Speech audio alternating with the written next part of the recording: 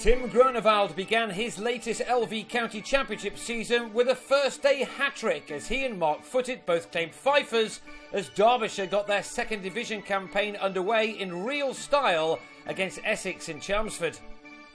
James Foster batted after winning the toss under blue skies, and he would have hoped to be able to sit back and watch his batsmen make hay after Alistair Cook and Jake Mickleborough saw out the opening 10 overs with few alarms, in which 28 runs were scored. It all started to unravel rather horribly for the home side, who became the third team already this summer to be dismissed for just double figures.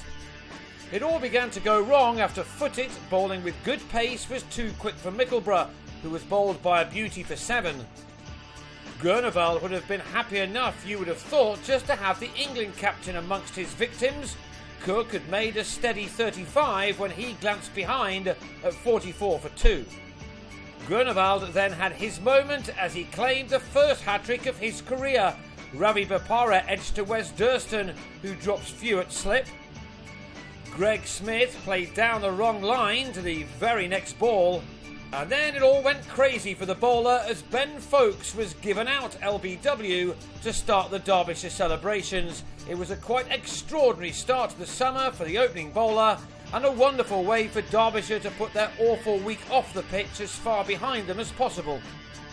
Simply put, Essex never recovered from that moment of magic from Groenewald, who was not given the new ball. Tom Westley watched it all unfold from the non-striker's end before he too was out, nicking the equally impressive Footit behind.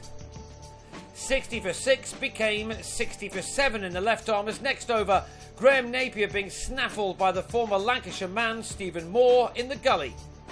And it was 64 for 8 in Footit's next over after lunch. David Masters, the man bang in front, to be the fourth Essex batsman to be out without scoring.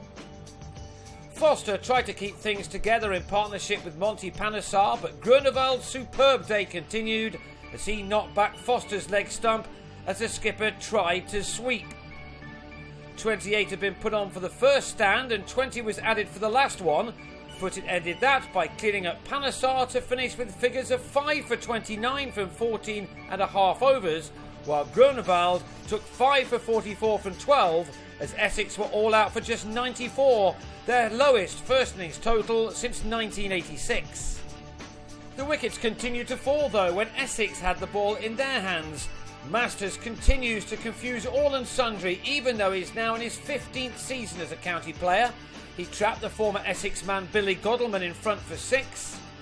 Before he also had Moore taken behind after he'd struggled to make 3 runs from 38 balls. It was perhaps now a situation ideally suited to Shivnarine Chanderpaul, who took on Panesar and smashed him for an early 6 on the way to his 186th first-class 50.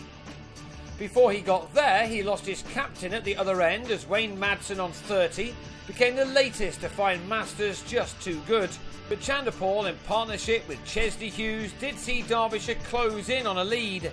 They were just 3 runs behind when the 4th wicket fell. That was the one of Hughes, who was yorked by a snorter from Napier on 9. And Durston was the last to go on 21. He offered Cook a slip catch off Timar Mills with just minutes of this day remaining. They were safely negotiated by Chanderpaul and Richard Johnson, the West Indian legend ending a horrible day for the batsman on 66, made from 134 deliveries. Essex need him out quickly as they will begin the second morning already trailing by 45 runs, with Derbyshire set to go again on 139 for 5.